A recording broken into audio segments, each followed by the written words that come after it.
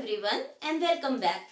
हमने पिछले लेक्चर में समग्र मांग और समग्र पूर्ति के आधार पर कीन्स के द्वारा प्रतिपादित आय और रोजगार के सिद्धांत के बारे में पढ़ा था। इस लेक्चर में भी हम कीन्स के द्वारा प्रतिपादित आय और रोजगार के सिद्धांत को ही पढ़ेंगे, लेकिन दूसरी विधि से, दैट इज बचत और निवेश की विधि से।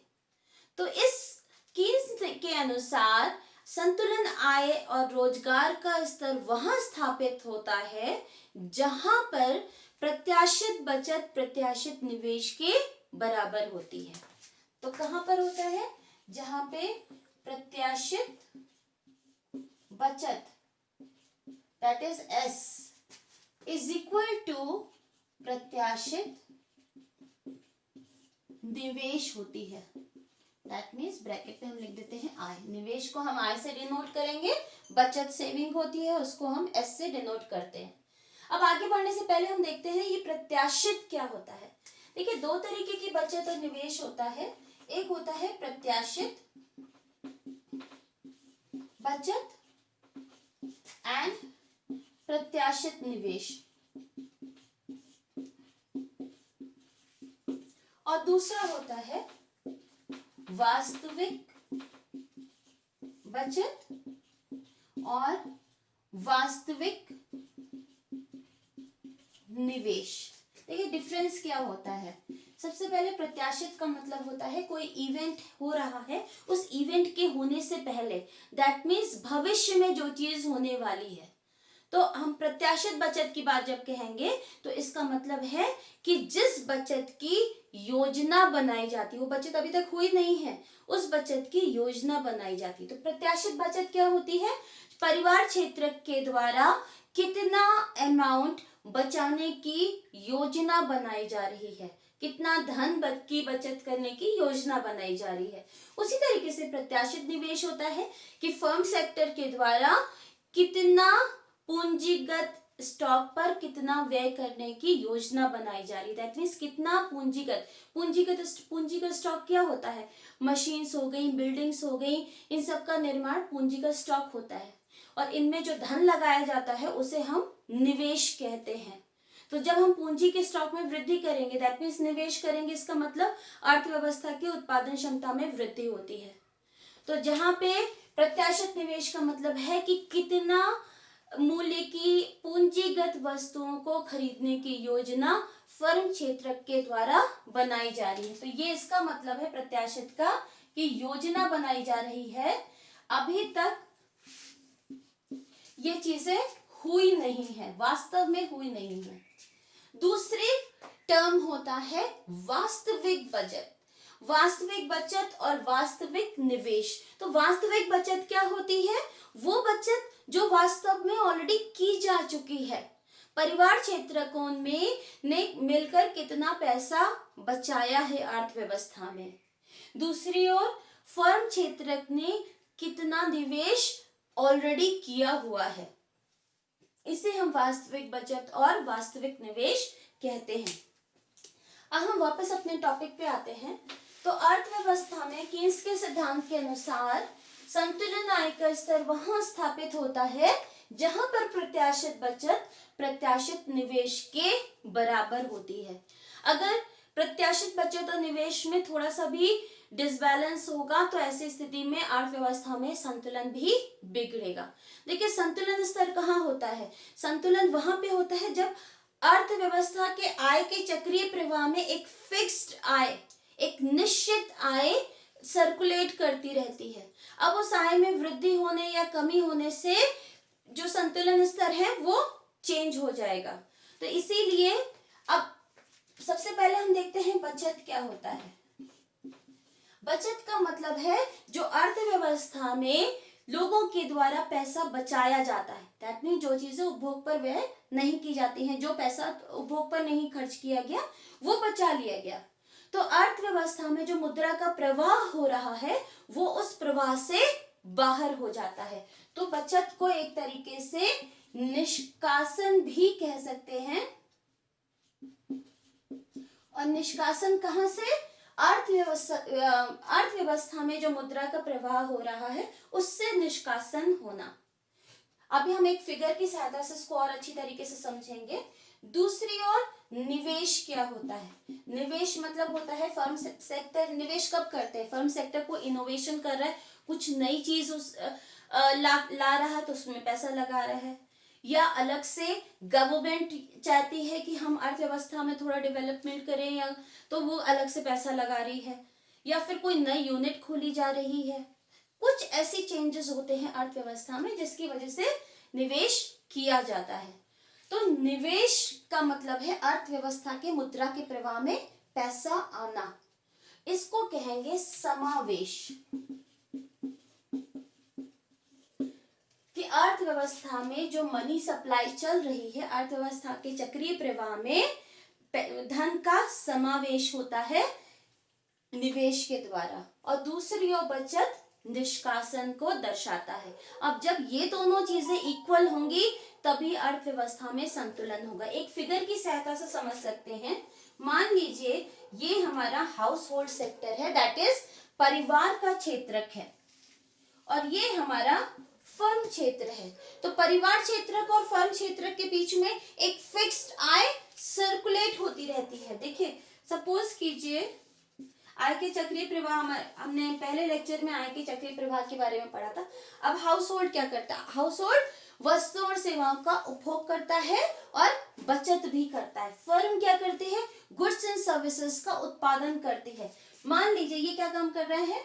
वस्तुओं और सेवाओं का उत्पादन कर रहा है। दैट मीन्स फर्म क्षेत्र क्या करता है?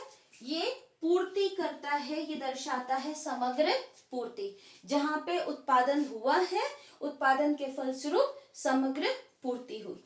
दूसरी ओर हाउस होल्ड क्या करता है? उपभोग करता है। उपभोग करेगा तो उपभोग के लिए वो मांग करेगा वस्तुओं और सेवाओं की, इसलिए ये वाला पार्ट दर्शाता है एडी, दैट मीन्स समग्र मांग। अगर मान लीजिए वस्तुओं और सेवाओं का उत्पादन हुआ ₹100 से, तो ये जो 100 रुपीज की वस्तु और सेवाओं को बेचा गया है वो आय कहाँ डिस्ट्रीब्यूट होगी? कारक आय के रूप में हाउस होल्ड के पास उतना ही धन जाएगा। दैट मीन्स यहाँ पे 100 रुपए की वस्तुओं सेवाओं का निर्माण हुआ। अब ये 100 रुपए के उत्पादन पे जो बिक्री से जो पैसे आएंगे वो आय के रूप में हाउस होल्ड के पास जाएंगे। फिर आय क्या करेगी? हाउस होल्ड क्या करेगा? वापस से जो पैसे आए फिर से वस्तुओं और सेवाओं पर खर्च करेगा। इसका मतलब जो मुद्रा पूर्ति है अर्थव्यवस्था में, इस मुद्रा पूर्ति में 100 रुपए निरंतर सर्कुलेट हो रहे हैं, एक सेक्टर से दूसरे सेक्टर, दूसरे सेक्टर से पहले सेक्टर में। मान लीजिए फर्म क्षेत्रक ने कुछ नया स्टैब्लिश करने की योजना बनाई, कोई नई तकनीक आई। अब नई तकनीक की वजह से क्या होगा?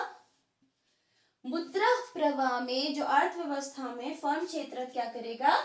निवेश करेगा। और निवेश क्या होता है? समावेश। दैट मीन्स इसके अंदर धन आ रहा है। मान लीजिए ₹20 का निवेश किया अर्थव्यवस्था में, अब क्या होगा? ये 20 रुपए भी तो यहाँ पे लोगों के पास ही जाएंगे आय के रूप में। नया प्रोडक्शन हुआ तो प्रोडक्शन के जो पैसे होंगे वो उपभोग लोगों के पास जाएंगे। अब लोगों के हाथ में मुद्रा पूर्ति, मतलब अर्थव्यवस्था में मुद्रा पूर्ति बढ़ जाएगी तो लोगों के हाथ में धन भी बढ़ जाएगा। तो ओवरऑल मुद्रा पूर्ति में कितना हुआ एडिशन? ₹20।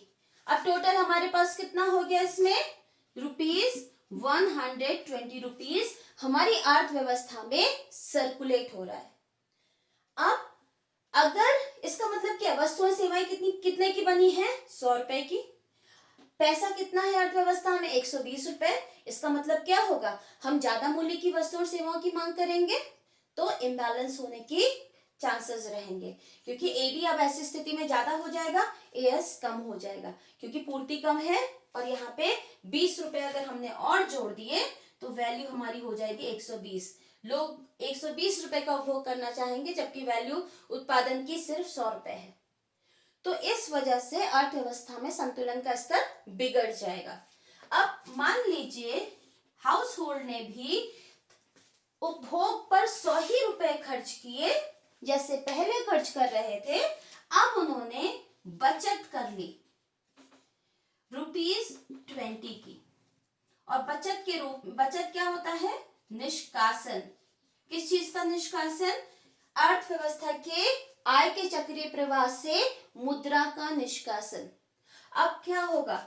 माइनस, अब क्योंकि ₹20 बाहर चले गए तो ये क्या होगा? -20। वैल्यू कितनी बचेगी? ₹100। दैट मीन्स अब लोगों के पास खर्च करने के उपभोग पर वो कितना खर्च कर रहे हैं? ₹100। और वस्तुओं सेवाओं का मूल्य कितना है जो उत्पादन हुआ है?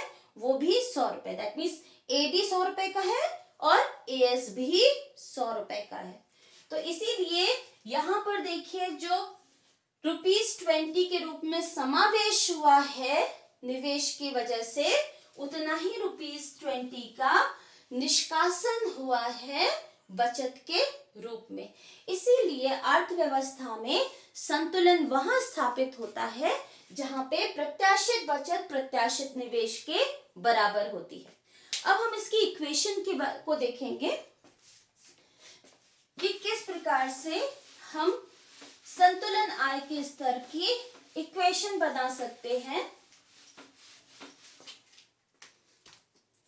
अब हमने ये देखा है, पहले से ही पता है, पिछले लेक्चर में भी देखा था, संतुलन वहां पे होता है जहां समग्र मांग समग्र पूर्ति के बराबर होती है। एएस मतलब समग्र पूर्ति, एडी मतलब समग्र मांग।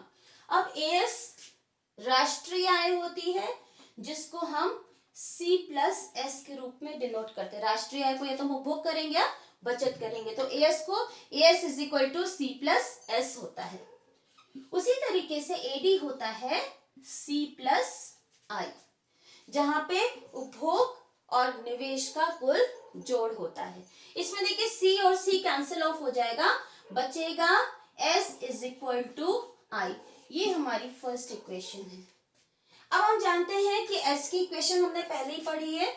हमें पता है कि S = -C बार + 1 - BY होता है। तो ये वाली इक्वेशन को हम फर्स्ट इक्वेशन में सब्स्टिट्यूट करके देखते हैं। अब देखते हैं इसकी वैल्यू, इसमें हम इस वैल्यू को सब्स्टिट्यूट करेंगे। तो S की जगह हम लिख सकते हैं -C बार + 1 - BY = I। अब इसको हम आगे सॉल्व करेंगे, क्योंकि हमें y की वैल्यू निकालनी है तो हम C को इधर ले जाएंगे सबसे पहले। तो क्या होगा? 1 - BY = C बार, क्योंकि ये माइनस का साइन है, इधर जाएगा वो पॉजिटिव हो जाएगा, C बार + I। अब इसके बाद नेक्स्ट स्टेप, हम ये 1 - B को भी इधर ले जाएंगे। तो y की वैल्यू कैलकुलेट करनी, y = C bar + I divided by 1 - B।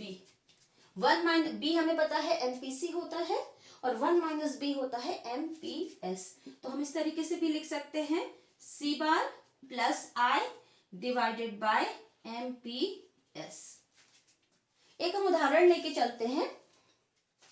मान लीजिए हमारी I की वैल्यू गिवन है 1100, हमारा MPS गिवन है, MPS 0.4 और C बार की वैल्यू गिवन है 100। अब हम इसमें इक्वेशन बनाकर इसी तरीके से सॉल्व करने की कोशिश करते हैं। यहां मैं रब कर देती हूं। सबसे पहले तो हम S की इक्वेशन बनाते हैं। S = -C बार + MPSY। तो यहाँ पे हम लिख सकते हैं -C बार की जगह -100 प्लस MPS की वैल्यू 0.4 दी है और Y। अब जब हम संतुलन आय का स्तर ज्ञात करेंगे, संतुलन वहां होती है जहां S = I होता है। तो इक्विलिब्रियम लेवल क्या होगा? वहां पे होगा जहां पे S = I है। अब हम S की जगह S की इक्वेशन को सब्स्टिट्यूट करते हैं और I की जगह I की वैल्यू को करके देखते हैं। -100 प्लस 0.4y = I की वैल्यू क्वेश्चन में यहाँ पे 1100 दी गई है। तो यहाँ पे क्या है? 1100 करके देखते हैं। अब हम -100 को इस तरफ ले जाएंगे, पॉजिटिव हो जाएगा। 0.4y is equal to 1100 plus 100, then 0.4y is equal to 1200। अब हम अगर y की वैल्यू को कैलकुलेट करना है तो आगे कर सकते हैं।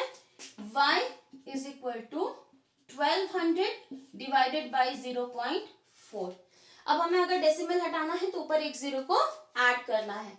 क्या आ जाएगा? 12,000 divided by 4, answer will be 3000। तो संतुलन आय का स्तर क्या होगा?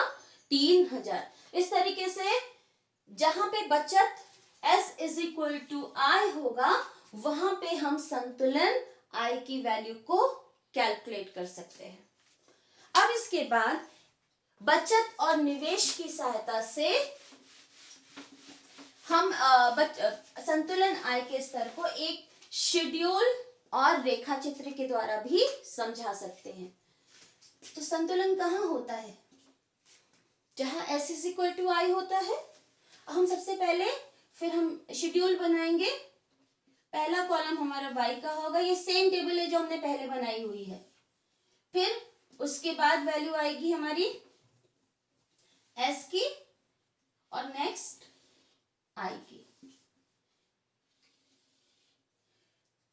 इनकम के लेवल वही है, 0, 100, 200, 300, 400, 500, 600 एंड 700। बचत भी वही लेते हैं जो हमने पिछली बार ली है, -80, -60, -40, -20, 0, +20, +40 एंड +60। आय क्योंकि कांस्टेंट होता है आय के सभी स्तरों पर, इसलिए हमने इन्वेस्टमेंट को 20 लिया है और इनकम लेवल चाहे जो भी हो इन्वेस्टमेंट हम 20 ही लेंगे। अब देखिए कौन सी इनकम लेवल पर इन्वेस्टमेंट और सेविंग दोनों इक्वल हैं, वो 500 इनकम लेवल पे इक्वल है। अगर हमने पिछला लेक्चर देखा होगा तो 500 आय के स्तर पर ही AD is equal to AS था, तो यहाँ पे S is equal to I है। देखिए S क्या होता है? C plus S is equal to C plus I। ये चीज क्योंकि ये क्या है? हमारा AS है और ये AD है। अब C तो दोनों में कॉमन है। अगर हम इस लेवल पे कहें तो इस लेवल पर 480C था, तो 480C तो कॉमन है, वो इधर भी आया वो वैल्यू और ये वैल्यू इधर भी आएगी। देखिए इसमें देखिए 480 था प्लस S और इज इक्वल टू, मैं उधर लिख देती हूँ थोड़ा क्लियर होगा। यहाँ पे देखिए AS is equal to AD था, यहाँ पे C plus S is equal to C plus I था। C की वैल्यू तो 480 थी, यहाँ पे भी हम 480 लिख सकते हैं। अब इन दोनों में जो इक्वल तभी होगा जब हमारा ये वैल्यू इक्वल होगी, क्योंकि C तो दोनों में ही है। अगर मान लीजिए ये वैल्यू हमारी, अगर हम 300 इनकम लेवल पे लेते हैं या हम 600 इनकम लेवल पे लेते हैं, तो यहाँ पे से S की वैल्यू कितनी है? 40 है और इसकी वैल्यू कितनी है? 20 है। तो वैल्यू कितनी आएगी? 480 प्लस 40 इज इक्वल टू 520 और यहाँ पे कितनी आएगी? 500। दैट मीन्स इक्वल नहीं आ रही है, AD is equal to AS equal नहीं है। तो AD AS इक्वल करने के लिए ये S is equal to I equal होगा। जैसे 500 इनकम लेवल पे +20 ये भी है, +20 ये भी है, यहाँ भी 20 रखा, यहाँ भी 20 रखा, इसकी वैल्यू भी 500 आई और इसकी वैल्यू भी 500 आई। तो इसीलिए आय के जिस स्तर पर बचत और निवेश दोनों बराबर होते हैं वो आय का स्तर संतुलन आय का स्तर होता है, और उसके पहले और उसके बाद में दोनों ही स्थितियां असंतुलन की होती हैं। अब हम देखते हैं एक रेखा चित्र की सहायता से। सबसे पहले हमने क्या किया है, पुराना वाला ही रेखा चित्र बना रहे हैं जो हमने ADS में बनाया था। Y है, 0 है, यहाँ पर हम दर्शाएंगे समग्र मांग और समग्र पूर्ति। समग्र मांग और समग्र पूर्ति हमने इधर दर्शाया है। सबसे पहले हम यहीं पे संतुलन दिखा देते हैं। ये एस की रेखा थी is equal to Y is equal to C plus S. इसके बाद हमने बनाया ये एडी है, AD is equal to C plus I. संतुलन आई का स्तर वहां स्थापित हुआ जहां ई बिंदु पर, जहां पे AD is equal to AS है, और इसके कॉरेस्पॉन्डिंग जो हमारी इनकम लेवल है वो क्या है, वो है वाई ई। तो जहां पर ये संतुलन हुआ वहीं पर हमारा सेविंग इन्वेस्टमेंट का जब कर्व बनाएंगे तो उसमें भी संतुलन वहीं स्थापित होगा। एक बार हम बनाते हैं। यहाँ पे नेगेटिव वाई नेगेटिव साइड भी हमने दिखाया है, रीजन कि हम यहाँ पे बचत भी दिखाएंगे। ये एक्स एक्सिस है, यहां पर हमने लिया था आय, रोजगार और उत्पादन, और यहां पे भी हम वही लेंगे आय, रोजगार और उत्पादन। अब सबसे पहले हम निवेश की रेखा बनाएंगे। निवेश एक्स एक्सिस के हॉरिजॉन्टल सीधी रेखा होगी। दैट मीन्स वो आरंभ वाई एक्सिस से होगी, उसके बाद बिल्कुल सीधा चलेगा, उसमें कोई स्लोप नहीं होगा, ना ऊपर का ना नीचे का, ना पॉजिटिव ना नेगेटिव स्लोप, बिल्कुल जीरो स्लोप पर ये चलेगी। जीरो स्लोप मतलब जहां पे कोई भी ढाल ना हो।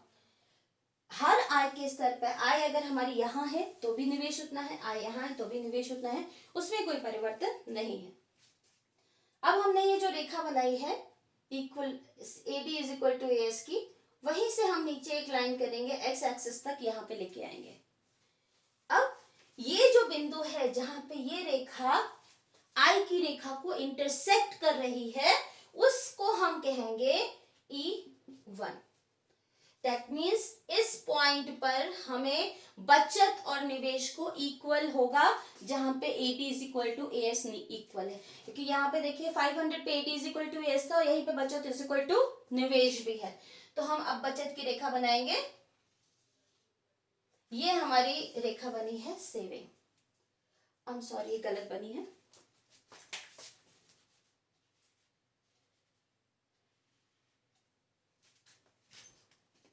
ये रेखा ई बिंदु पर इंटरसेक्ट करेगी। ये हमारी सेविंग की रेखा है। ई बिंदु पर सॉरी E1 पर S इज इक्वल टू आई है। दैट मीन्स बचत और निवेश, प्रत्याशित बचत और प्रत्याशित निवेश एक दूसरे के बराबर है। तो अर्थव्यवस्था में ये आय का स्तर संतुलन आय का स्तर है। इसको यहाँ भी हमने वाई ई से डिनोट किया, ई मतलब इक्विलिब्रियम। तो यहाँ पे जहां पे S is equal to I होता है वहीं AD is equal to S होता है, और उसके कॉरेस्पॉन्डिंग जो भी इनकम का लेवल होगा वो संतुलन आय का स्तर होता है। तब हमने देखा कि संतुलन आय का स्तर कहाँ होता है, जहाँ पे प्रत्याशित बचत प्रत्याशित निवेश के बराबर होती है, वहीं पे समग्र मांग समग्र पूर्ति के बराबर होती है।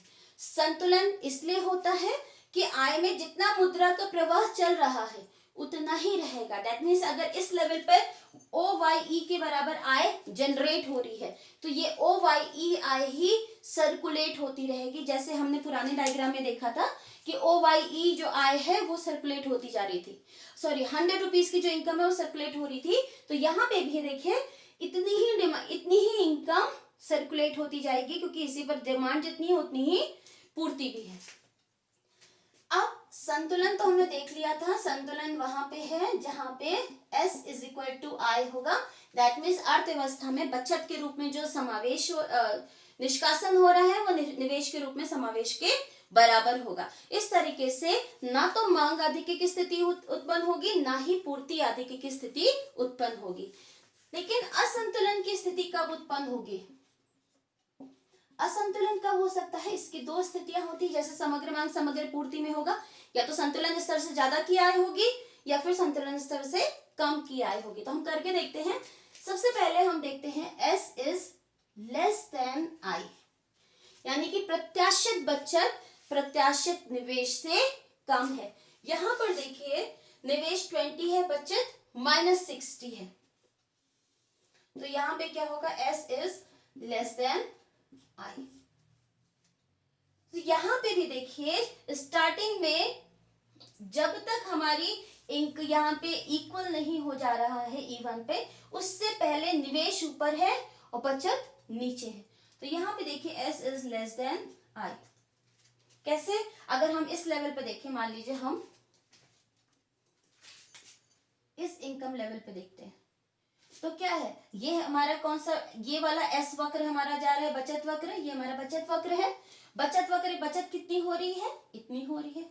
मान लीजिए इसको एम ले ले, ओ एम के बराबर बचत हो रही है, जबकि निवेश कितना है, ओ आई के बराबर। दैट मीन्स दोनों इक्वल नहीं है, तो फिर वहां पे संतुलन स्थापित नहीं होगा, क्योंकि बचत कम है और निवेश ज्यादा है। इसको मैं रब कर देती हूं। तो इसीलिए संतुलन, अगर हमारा बचत कम है और निवेश ज्यादा है, तो इसका मतलब है कि आय के चक्रीय प्रवाह में समावेश ज्यादा हो रहा है, क्योंकि निवेश ज्यादा था, समावेश ज्यादा हो रहा है और निष्कासन कम हो रहा है। तो इसकी वजह से अर्थव्यवस्था में मांग अधिक की स्थिति उत्पन्न होगी, क्योंकि मुद्रा के प्रवाह में जो समावेश हुआ है, मुद्रा के प्रवाह में वृद्धि हो जाएगी, तो हम मांग अधिक करेंगे। इसमें भी फिगर बना के देखते हैं, सेम फिगर बनाते हैं।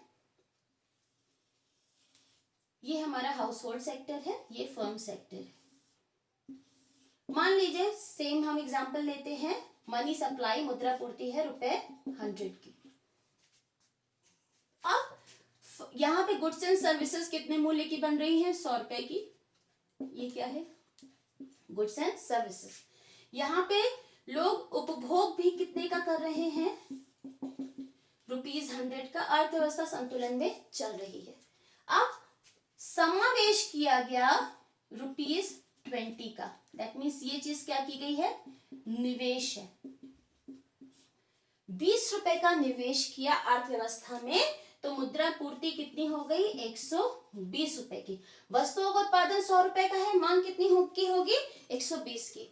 मान लीजिए बचत भी लोगों ने कर ली, थोड़ी बचत भी करते हैं, हम सब करेंगे। बचत की लोगों ने ₹10 की, तो अर्थव्यवस्था से बाहर पैसा कितना गया, -10। वैल्यू कितनी हुई, ₹110। अब ₹110 मुद्रा पूर्ति है, यानी कि हाउस होल्ड के पास कितने रुपए आ गए, ₹110 है लोगों के पास खर्च करने के लिए, लेकिन उत्पादन तो सिर्फ ₹100 का ही हुआ है। इसका मतलब क्या है, अर्थव्यवस्था में डिसबैलेंस हुआ। लोगों की कुछ ऐसे उपभोक्ता रह जाएंगे जिनकी मांग पूरी नहीं होगी। मान लीजिए किसी वस्तु की कीमत कह लेते हैं ₹1 है और 100 इकाइयों की पूर्ति हो रही है, मांग कितने की है, 110 इकाइयों की है। तो क्या है, 10 उपभोक्ता ऐसे रहेंगे ना जिनकी मांग पूरी नहीं होगी। तो ऐसी स्थिति में अब क्या होगा, मांग अधिक की, जब हमारा S is less than I होगा, हम यहाँ पे इसके कॉन्सिक्वेंसेस लिख देते हैं। हमारी मांग क्या होगी, मांग अधिक की स्थिति हो जाएगी और कुछ उपभोक्ताओं की मांग पूरी नहीं होगी। किसकी, कुछ उपभोक्ताओं की, जो कुछ कंज्यूमर्स की जो डिमांड है वो क्या होगी, अधूरी रह जाएगी। अब फिर वही सेम लॉजिक जो हमने पिछली बार किया था, जिनकी मांग अधूरी रहेगी, दैट मीन्स वो जो 110 यूनिट की मांग थी, तो 10 यूनिट की जो मांग पूरी नहीं कर पाए थे, कमी थी, उस 10 यूनिट की अगर मांग पूरी करते तो उस पर प्रॉफिट अर्न होता, तो उत्पादकों को उस प्रॉफिट की हानि होगी जो वो सभी उपभोक्ताओं की मांग को पूरी करके अर्न कर सकते थे। तो क्या हुआ, इनको क्या होगा, बिना पूरी की गई,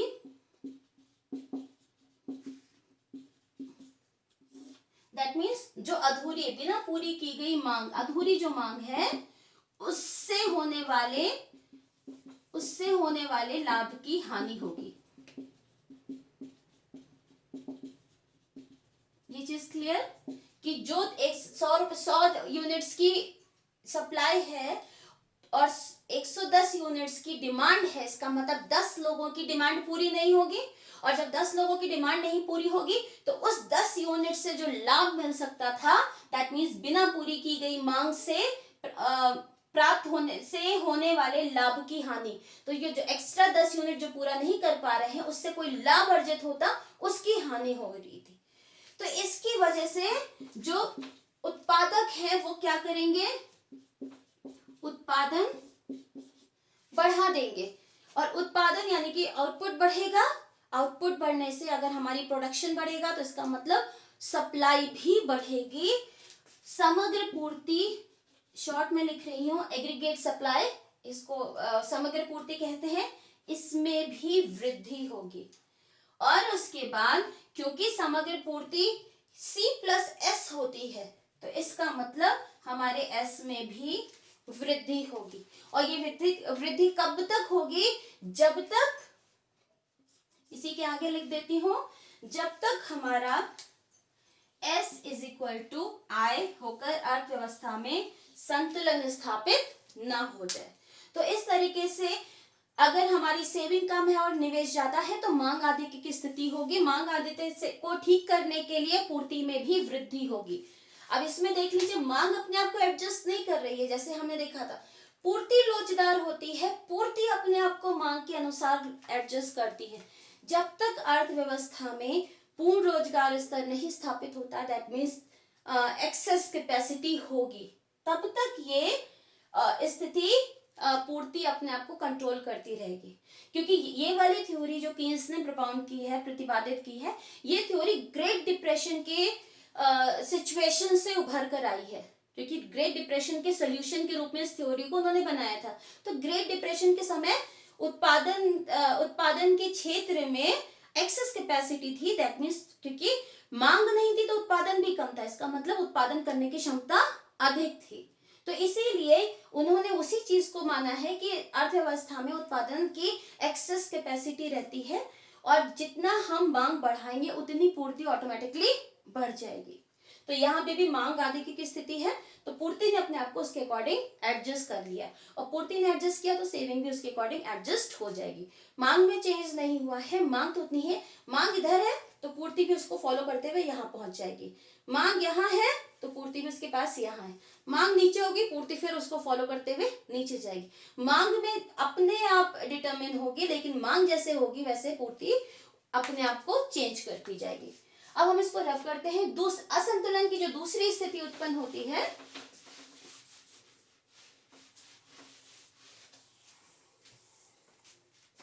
वो होती है point number 2, saving is greater than I. That means बचत निवेश से ज्यादा हो गया है, इसका मतलब निष्कासन ज्यादा हो गया है और उसमें निवेश कम हुआ है। ऐसी स्थिति में क्या होगा, वस्तुओं और सेवाओं की मांग में कमी होगी। ये सिचुएशन हमारी S is greater then I, ये ई बिंदु के बाद की स्थिति है। और यहाँ पे हम इसमें टेबल में भी देखेंगे, अनुसूची में ये अनुसूची बनाई हुई है, यहाँ पे 600 और 700 I पर S is greater then I है। अब करके देखते हैं। अब इसको उसी फिगर की सहायता से समझते हैं।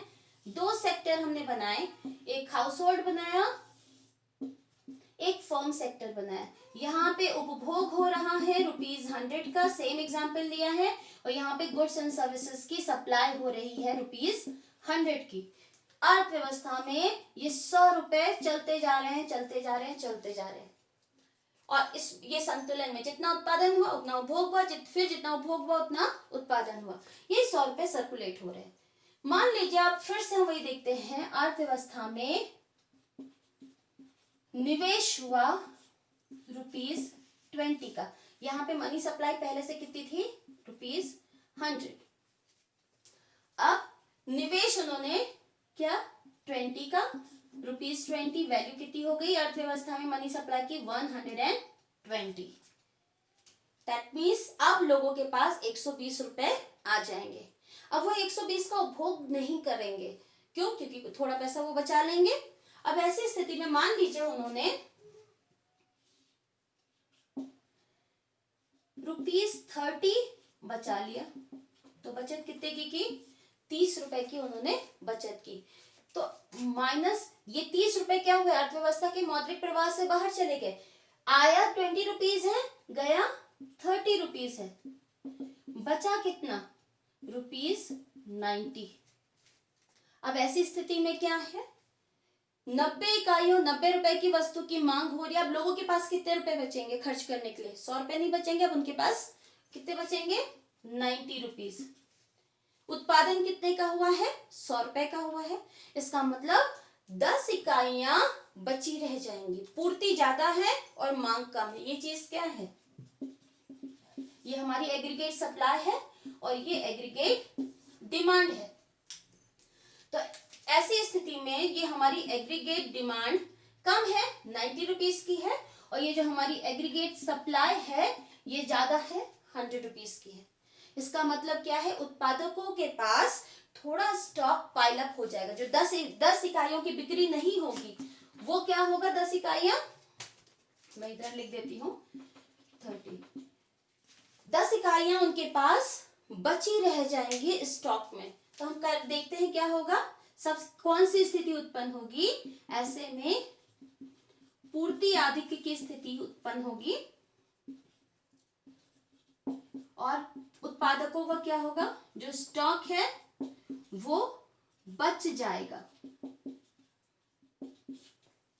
अब स्टॉक, जब हमारे पास एक्स्ट्रा स्टॉक बचेगा तो क्या होगा, उनके पास 10 यूनिट तो एक्स्ट्रा बची हुई हैं, तो पहले वो उसे क्लियर करने की कोशिश करेंगे, तो अगले चक्र में वो उत्पादन में कमी करेंगे। इस स्टॉक को क्लियर करने के लिए वो क्या करेंगे, उत्पादन में कमी करेंगे, उत्पादन को कम कर देंगे। और जब हमारा उत्पादन यानी कि वस्तुओं सेवा का उत्पादन कम होगा तो फिर सामग्री पूर्ति भी, एएस भी हमारी कम हो जाएगी।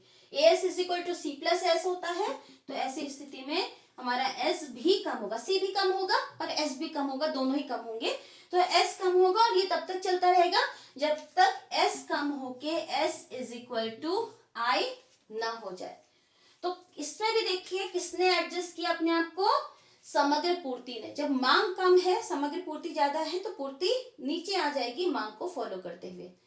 तो इस तरीके से हमने देखा कि अर्थव्यवस्था में अगर अधिशेष उत्पादन क्षमता है तो पूर्ति अपने आप को मांग के अकॉर्डिंग एडजस्ट करती है, और अर्थव्यवस्था में असंतुलन जब भी होगा तो एग्रीगेट सप्लाई उस असंतुलन को ठीक करने के लिए, अपने आप को मांग के बराबर करने के लिए एडजस्ट करेगी, चाहे वो बढ़े चाहे वो घटे।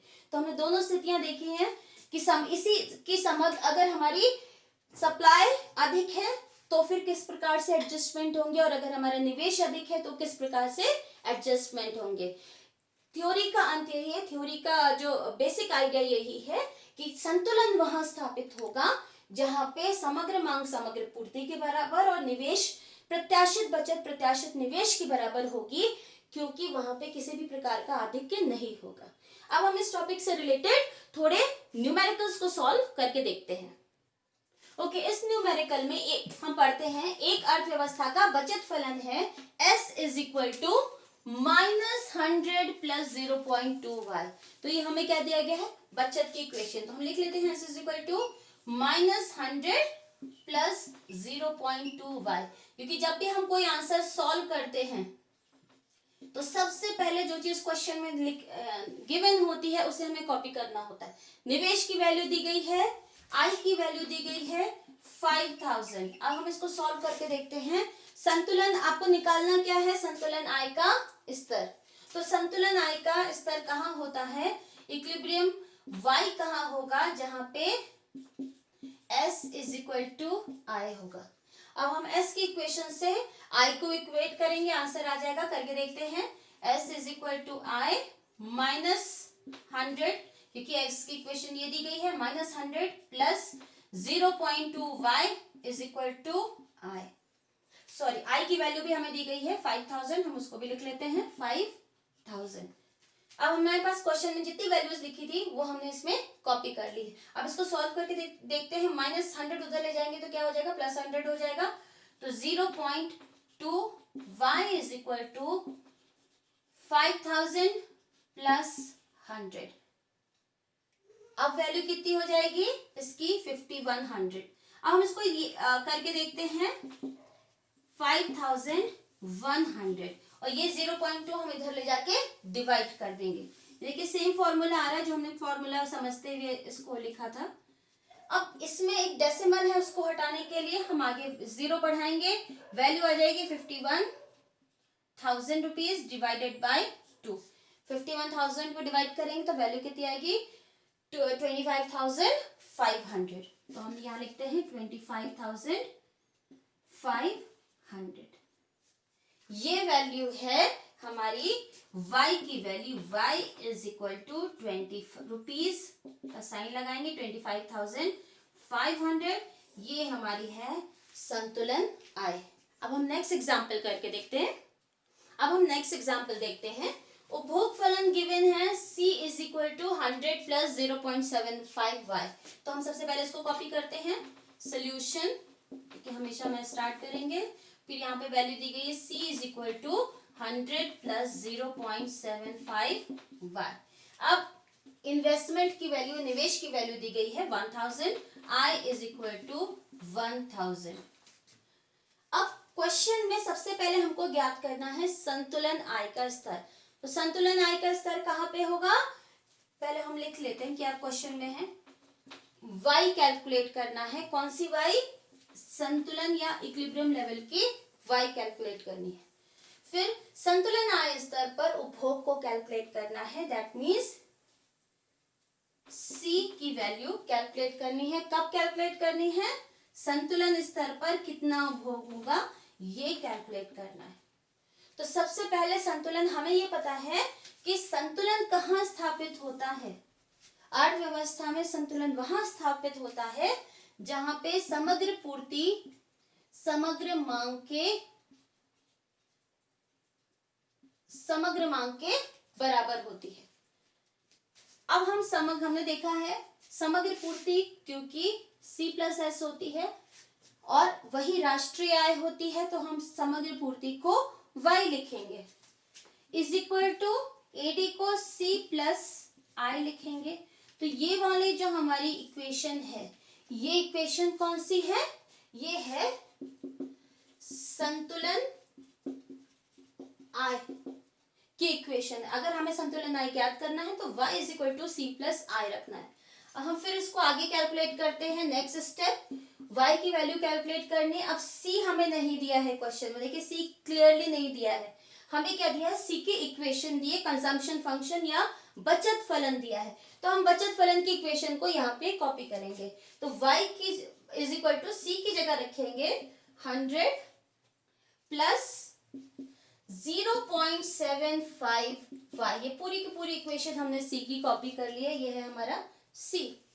इन्वेस्टमेंट हम एज इट इज रखेंगे, प्लस इन्वेस्टमेंट की वैल्यू 1000 दी गई है, 1000 हमने यहाँ पे निवेश रखा, ये क्या है हमारा निवेश। अब हम इसको आगे सॉल्व करते हैं, मैंने जो नीचे लिखा उसको रब कर देती हूँ। अब नेक्स्ट स्टेप में y इज इक्वल टू, अब सबसे पहले देखते हैं ये वाला टर्म y में दिया है, बाकी दोनों तो कांस्टेंट है। तो y टर्म को हम लेफ्ट हैंड साइड ले जाएंगे जहां पे हमारा ऑलरेडी एक y टर्म गिवन है। तो यहाँ पे ये पॉजिटिव साइन है, उधर जाके नेगेटिव हो जाएगा, तो क्या होगा y माइनस 0.75y। तो ये वाला पूरा टर्म हम इधर ले गए, इज इक्वल टू, अब यहाँ पे क्या बचा, 100 बचा है प्लस 1000 बचा है। दोनों वैल्यूज कांस्टेंट है, इन्हें हम ऐड कर सकते हैं। इसको भी हम सॉल्व करेंगे। यहाँ पे ये क्या हो गया, 1y है। अब 1y में से 0.75y को माइनस करेंगे तो वैल्यू कितनी आएगी, 0.25y। तो यहाँ पे क्या आएगा हमारा 0.25y इज इक्वल टू, ये वैल्यू हमारी कितनी होगी 1100। अब हम इसको 0.25 को इधर ले जाके क्रॉस मल्टीप्लाई करेंगे, तो यहाँ पे आएगा, क्योंकि कैलकुलेट हमें y की वैल्यू करनी है, इसलिए 1100 डिवाइडेड बाई 0.25। अब हमें ये सॉल्व करना है। देखिए डेसिमल के बाद जितने भी डिजिट्स होते हैं उस डेसिमल को हटाने के लिए न्यूमरेटर में उतने ही डिजिट्स को बढ़ा देंगे। यहाँ देखिए इसके बाद डेसिमल के बाद 2 डिजिट्स हैं, तो यहाँ पे हम ऊपर इसको हटाएंगे और ऊपर 2 जीरो को बढ़ा देंगे। करके देखते हैं तो वैल्यू कितनी आ जाएगी, 1100 हमने पहले का लिखा, 2 जीरो हमने और बढ़ा दिए, अब नीचे है 25। जब हम इसको डिवाइड करेंगे तो 25 इंटू 4 इज इक्वल टू 100, फिर यहाँ पे आया ये 4 हो गया, इस जीरो को कट के यहाँ पे डबल जीरो हमने एज इट इज कॉपी कर दिया। वैल्यू कितनी आई, 4400। ये हमारी जो संतुलन आय का स्तर है वो है 4400। ये हमारी इक्विलिब्रियम लेवल ऑफ इनकम है। ये आंसर किसका आंसर है, आंसर 1। क्वेश्चन में पूछा गया है y की वैल्यू, तो y की वैल्यू 4400 है। अब हमें कैलकुलेट करना है जो गिवन y की वैल्यू है, इस y की पर, इस आय के स्तर पर हमारा उपभोग कितना है। तो हम सबसे पहले उपभोग की इक्वेशन लिखेंगे, उसमें y की वैल्यू को सब्स्टिट्यूट कर देंगे। यहाँ पे सॉल्व कर रहे हैं सेकेंड वाला पार्ट, ये हमारा फर्स्ट पार्ट था जहां पे संतुलन आय स्तर करना था। अब यहाँ पे देखिए सेकेंड पार्ट में हमें c की इक्वेशन दी गई है, c is equal to 100 plus 0.75 into, अब हम y की वैल्यू यहाँ पुट कर देंगे 4400। अब c की वैल्यू कैलकुलेट करेंगे नेक्स्ट स्टेप में, c is equal to 100 plus, अब 4400 इंटू 0.75, दैट मीन्स इसको मल्टीप्लाई करेंगे, 3/4 पार्ट इसका हो जाएगा 3300।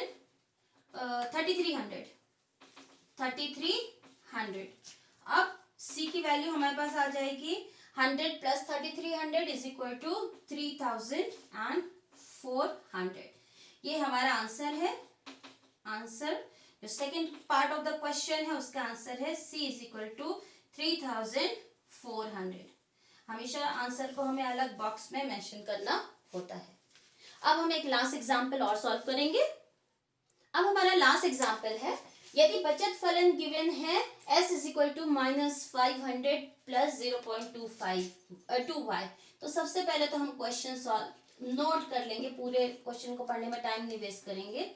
s is equal to -500 plus 0.2y, फिर और निवेश व्यय है 100 करोड़, सो गिवन है i is equal to 100। Calculate करना है जब आय का स्तर, आय का वह स्तर जब बचत शून्य है। अब देखिए पहले हमने पढ़ा था बचत शून्य जब होती है तो इनकम लेवल क्या होता है, बचत डायग्राम में भी हम देख लेते हैं एक बार। बचत शून्य कहाँ होती है, ये हमारा एक्स एक्सिस है, ये मूल बिंदु है, दिस इज वाई, ये भी है। तो यहाँ पे s इज इक्वल टू 0 होता है जब हमारी बचत 0 होती है। तो अब हम बचत शून्य होती है तो ये स्तर कौन सा होता है, सम विच्छेद बिंदु। तो हमें इस स्तर की आय को कैलकुलेट करना है।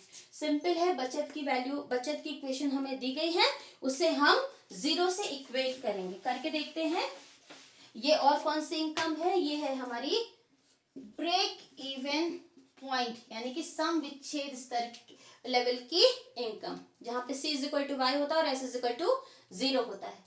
दूसरा है आय का स्तर जब बचत निवेश के बराबर है, तो ये कौन सा स्तर है, जहां पे s इज इक्वल टू आय होता है, यहाँ पे s इज इक्वल टू 0 होता है। अब बस यही दोनों equation, s is equal to I कौन सी जगह होती है, जहां पे हमारा संतुलन स्थापित होता है, और s इज इक्वल टू 0 कहाँ होता है, सम विच्छेद बिंदु। तो इन दोनों स्तर की जैसे ही हमने इक्वेशन बनाई है, इसी इक्वेशन के बेसिस पर हमारा आंसर कैलकुलेट हो जाएगा। हम फर्स्ट पार्ट करके देखते हैं। पहला पार्ट क्या है, s is equal to 0, that is सम विच्छेद स्तर। अब s की वैल्यू की इक्वेशन दी गई है -100 प्लस 0.2y, ये है। तो यहाँ पे s की जगह हम वैल्यू को पुट कर देंगे, -500 plus 0.2 y is equal to, हम 0 है तो हम यहाँ पे 0 से इक्वेट कर रहे हैं। अब हम इस इक्वेशन को सॉल्व करते हैं, y की वैल्यू इधर ही रहने देते हैं और 5 को हम उधर ले जाएंगे राइट हैंड साइड। तो क्या हो जाएगा, 0. नेक्स्ट स्टेप हमारा क्या हुआ, 0.2y इज इक्वल टू, अब वहां पे 0 तो है ही है, यहाँ पे -5 उधर जाके +5 हो जाएगा, सॉरी 500 प्लस 500 हो गया। यहाँ पे क्या आया, फिर से आगे करें, 0.2y इज इक्वल टू 500, क्योंकि 0 ऐड करेंगे वैल्यू इतनी ही रहेगी। फिर y की वैल्यू कैलकुलेट करने के लिए 0.2 इधर ले जाके हम क्रॉस मल्टीप्लाई कर देंगे। अब क्योंकि डेसिमल के बाद देखिए खाली एक डिजिट है, तो हम इस डेसिमल को हटाने के लिए ऊपर एक 0 बढ़ा देंगे। तो यहाँ पे कितना हो जाएगा, 500 में एक 0 बढ़ाया हो गया 5000 डिवाइडेड बाई 2। वैल्यू कितनी है, 5000 का आधा 2500 इज इक्वल टू 2500। तो हमारा आंसर क्या हुआ, समविच्छेद स्तर की आय कितनी है,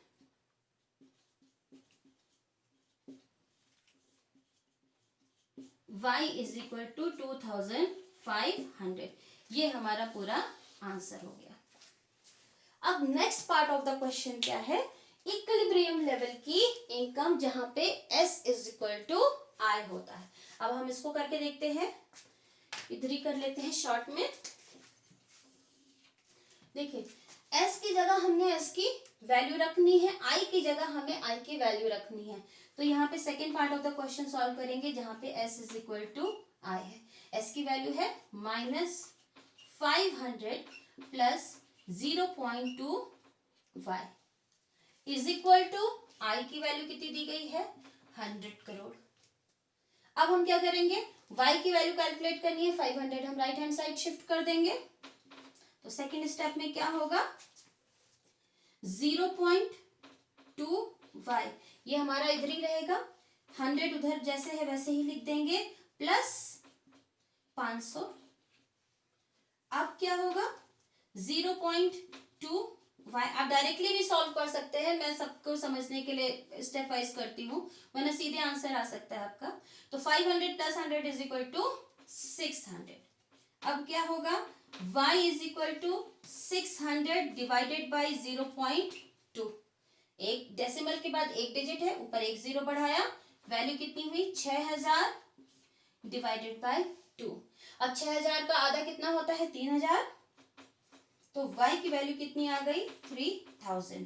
तो ये कौन सी आय है, आंसर 2।